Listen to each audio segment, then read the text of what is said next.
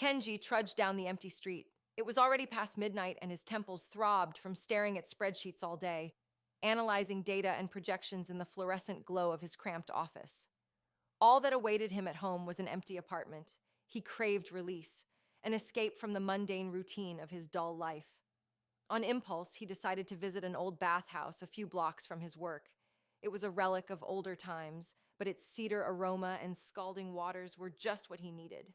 It was nearly empty when Kenji arrived. The owner was an elderly man who was engrossed in watching horse racing highlights on a decades-old TV. Kenji paid the attendant and entered the men's bathing area, the thick air enveloping his skin. He slipped out of his clothes in the locker room, then entered the bathing area. He eased into the largest bath, sighing as the hot water lapped at his shoulders. His muscles unclenched for the first time that day. As he soaked, his gaze drifted across the room. In the dim light, he noticed a figure in the corner that made him blink and rub his eyes. A creature lounged casually against the edge of the bath, thick arms draped over the side.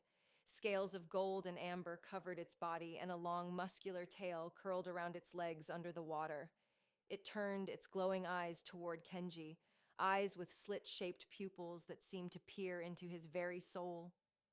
Kenji's heart skipped a beat. It was one of them.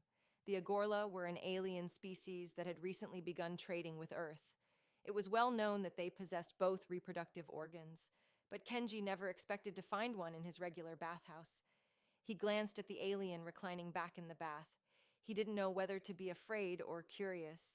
He couldn't help but allow his gaze to wander down the large alien's body, wondering what sort of thing existed between those powerful thighs.